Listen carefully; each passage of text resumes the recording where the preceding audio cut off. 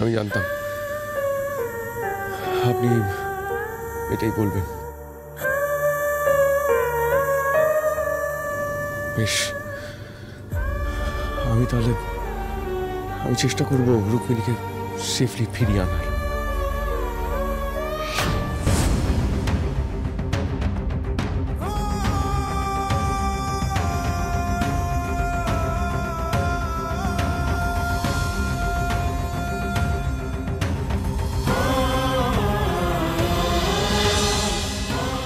এবার যেভাবেই হোক সবার চোখ এড়িয়ে এই বাড়ি থেকে বেরোতে হবে আমার। এভাবে আর কতক্ষণ চুপ করে হাতাহাতিকে বসে থাকবো রাহুল? কিছু একটা কর। আমি বলছি যে ওই রুক্মিণীর বাড়িতে একবার ফোন করে খোঁজ নিলে হয় না? হ্যাঁ, আমার কাছে ম্যামের অ্যাপার্টমেন্টের সিকিউরিটি নাম্বার আছে। সেদিন যখন জামা কাপড় আনতে গেছিলাম ম্যাম পাঠিয়েছিলেন। কর কর কর। আমি কল করে দেখছি।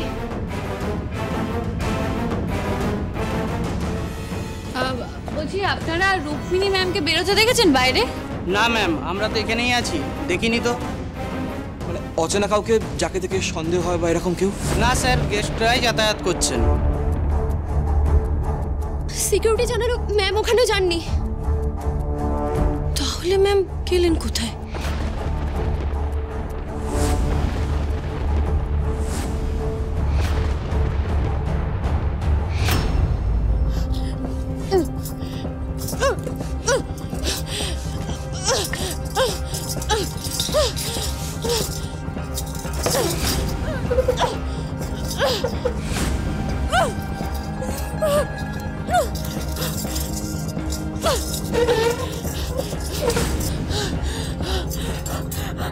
কে আছেন?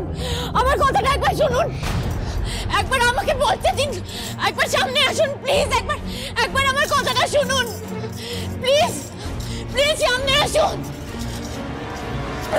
কে আছেন? বারবার এক ভুল হয় কি করতো? একটা মেয়েকে মেরে রাখতে পারিস না? দেখুন দেখুন, আমার কথাটা একবার শুনুন না। আমাকে এভাবে আটকে রেখে কিন্তু আপনি ভুল করছেন। আমার উপর একটু ভরসা করুন প্লিজ, আমার উপর একটু ভরসা করুন। আমি যা করছি আপনাদের ভালোর জন্যই করছি।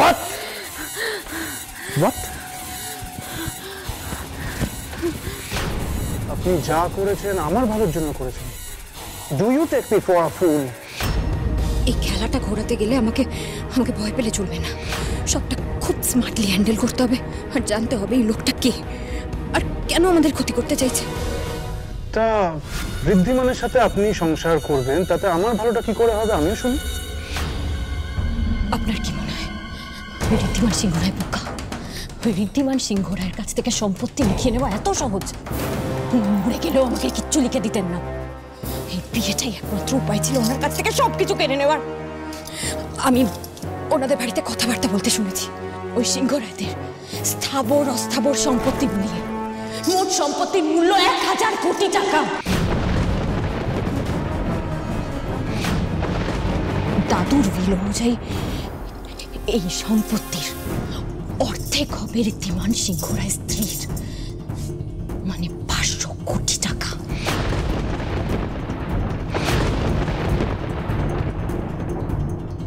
যেটা খড়ি সিংহ রায়ের হওয়ার কথা ছিল সেটা আমার হতো, আর সেই জন্যই তো এই বিয়ের নাটকটা করেছিলাম আমি। তাছাড়া ওই ঋদ্ধিমান সিংহ রায়কে বিয়ে করার কোনো শখ আমার নেই। ভেবেছিলাম আপনার মাথায় মনে হয় বুদ্ধি আছে, আপনি বুঝবেন, কিন্তু আপনি যে একজন আস্ত গর্দভ সেটা আমি বুঝবো কি করে? আপনি মূর্খের মতন এই প্ল্যানটা পুরো ভেস্তে দিলেন। আমার পুরো প্ল্যানটা ভেস্তে গেল বিয়ের। আর কিছুক্ষণের মধ্যেই লগ্ন পেরিয়ে যাবে। লগ্ন পেরিয়ে গেলে এই বিয়েটা আর হবে না। ব্যাস সব হাতছাড়া হয়ে গেল। সব ঋদ্ধিমান সিংহ রায়ের বাড়ি, ব্যবসা, প্রপার্টি, কলেজ সব কিচ্ছু পাবো না, আর কিচ্ছু না, কাজকলাও পাবো না। আর এবার আমাদের শেষ করে দিলে তাহলে সেই খুনের দায়ও কিন্তু আপনার হবে। স্যার ম্যাডাম হেভি স্মার্ট আছে। এদিকে 50 কোটি টাকার ইন্স্যুরেন্স, 500 কোটি আর কলেজ, দুটোই হাতছাড়া হয়ে যাচ্ছিল স্যার।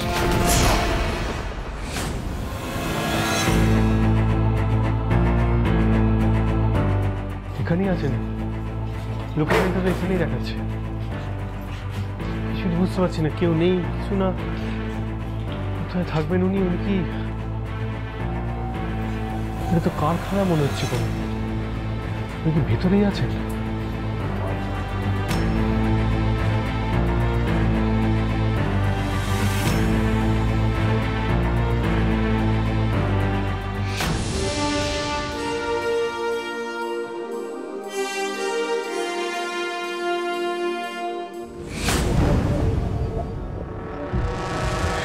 ওনাকে বন্দি করে রাখা হয়নি তো? এই কারখানার মধ্যে নেই তো? ওয়েল, আর একবার ভরসা করছি আপনাকে ফর দ্য লাস্ট টাইম। ঋদ্ধিমানকে বিয়ে করে সম্পত্তির অর্ধেক মালকিন হবেন আপনি, মানে 500 কোটি। আর ঋদ্ধিমান সিংহ রায়ের লাইফ ইন্স্যুরেন্স মানে 50 কোটি। এই দুটোই আমার চাই ম্যাডাম। লাইফ ইন্স্যুরেন্স সেটা তো ঋদ্ধিমান সিংহ রায় মূল্যে পাবেন, এক্স্যাক্টলি। আর সেই জন্যই আপনাকে 24 ঘন্টা সময় দিচ্ছি। একদিকে ঋদ্ধিমান সিংহ রায়কে বিয়ে করে আপনি ওদের সম্পত্তির অর্ধেক মালকিন হবেন, আর অন্যদিকে ঋদ্ধিমান সিংহ রায় সোজা ওপরে যাবে। এটাই আমার শর্ত। কিন্তু আমি একটা কথা কিছুতেই বুঝতে পারছি না, আপনি কেন ঋদ্ধিমান সিংহর ক্ষতি করতে চাইছেন? সেটা তো কারণ আছে, এটা আমার পুরনো ক্ষত। কিসের ক্ষত? এত কথা জেনে আপনার কোনো লাভ নেই। শুধু এটুকু জানুন, আপনার কাছে সঠিক সময়ে কাগজটা পৌঁছে যাবে। আর সেই কাগজে লেখা থাকবে ঋদ্ধিমান সিংহ রায় তার ইন্স্যুরেন্সের নমিনি করছে রুক্মিণী সিংহ রায়কে। আর সেই কাগজে আজকে রাতে বাসরে ঋদ্ধিমানকে দিয়ে আপনি সই করাবেন। আর তারপর সকাল হলেই ঋদ্ধিমান সিংহ রায়কে আপনি নিজের হাতে শেষ করে দেবেন।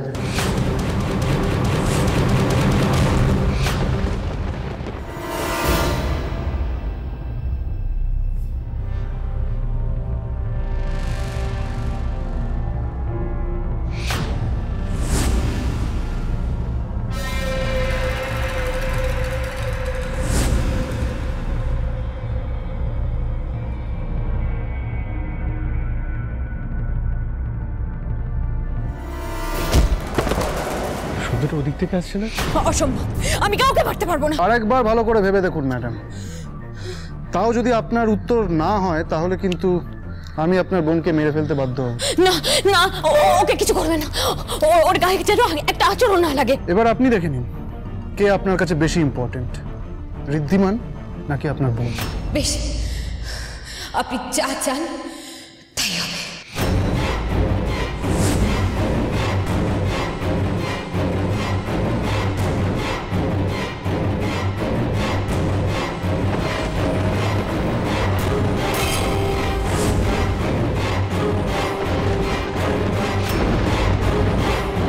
ডক্টর সেনগুপ্ত,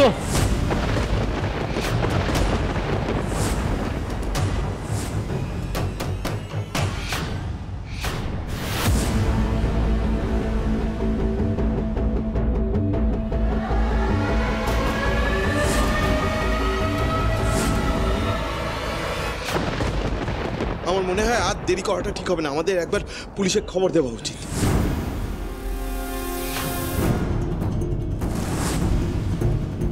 মানে তোমরা রুক্মিণীর জন্য পুলিশে খবর দেবে? আরে সত্যিটা চোখের সামনে দেখে কেন বুঝতে পারো না?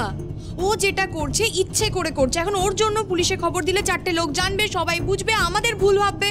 কি দরকার পুলিশে খবর দেওয়া তোমার? আমি একটা জিনিস বুঝতে পারছি না, এখানে আমাদের মান সম্মানের প্রশ্নটা আসছে কোথা থেকে? দেখো দিদি, তুমি রুক্মিণীকে অপছন্দ করতেই পারো, কিন্তু আজকে ঋদ্ধিমানের সঙ্গে রুক্মিণীর বিয়ে হবার কথা, আর আজকে বিয়ের দিনে রুক্মিণী আমাদের বাড়ি থেকে নিখোঁজ হয়ে গেছে। এটা যদি সবার মাঝে জানাজানি হয়ে যায়, তাহলে কি আমাদের পরিবারের মান সম্মানটা রক্ষা হবে? সেটা দায় তো আমার নয়। তুমি যাকে সিলেক্ট করেছো তার ভাবা উচিত ছিল, তার বোঝা উচিত ছিল আজকে তার জন্য তার হবু ফ্যামিলির প্রত্যেকটা মানুষের মান সম্মান, গোটা সিংহ রায় পরিবারের মান সম্মান নষ্ট হয়ে যাবে। সেটা সে একবারও ভাববে না, আমরা কেন ভাববো? আর এখন সত্যিটা যখন সবার সামনে রয়েছে, তাও তোমরা কেউ বোঝার চেষ্টা করছো না। খুব মানুষ তোমরা। সত্যি দিদি, তুমি দেখছো আমরা এত বড় একটা প্রবলেমের মধ্যে আছি, তার মধ্যে তুমি আমাদের কোনো সলিউশন তো দিচ্ছই না। তুমি কন্টিনিউয়াসলি আমাদের সবাইকে অ্যাকিউজ করছো। ভাই, সারা বন্ধ করো। বড় পিসিমণি, আমার মনে হয় বড়দির আগের মাথায় কথাটা বললেও কথাটা ঠিকই বলেছে। আমাদের এখনই পুলিশে খবর দেওয়ার দরকার নেই।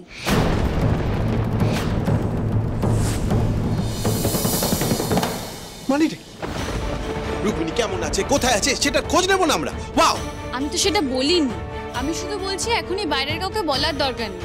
আর তোমরা বোধহয় ভুলে যাচ্ছ এই কাজটা আমি নিজেও করতে পারি। হ্যাঁ বনি মিমি, তুমি দেখো না, তোমার কোনো কানেকশন ইউজ করো না, তাহলে যদি রুক্মিণী ম্যামের কোনো খোঁজ পাওয়া যায়, দেখো না। আচ্ছা, ম্যামের ফোন ট্র্যাক করিয়ে বা কোনোভাবে যদি কিছু জানা যায়। হ্যাঁ, কিন্তু আমরা কিছু করার আগে একবার ঋদ্ধিকে সবটা জানানো উচিত না? না না, ঋদ্ধি ওই ব্যাপারটাতে খুব হার্ট হয়েছে, ওকে না জানিয়ে আমরা এরকম কোনো ডিসিশন নিতে পারবো না। তোমরা বোঝার চেষ্টা করো, মানে আদৌ ঋদ্ধিমান এটা পুলিশকে জানাতে চায় কিনা সেটাও তো আমাদের ভেবে দেখতে হবে, ওকে তো জিজ্ঞেস করতে হবে আমাদের। হ্যাঁ দাঁড়াও, আমি ডেকে আনছি বাবাকে।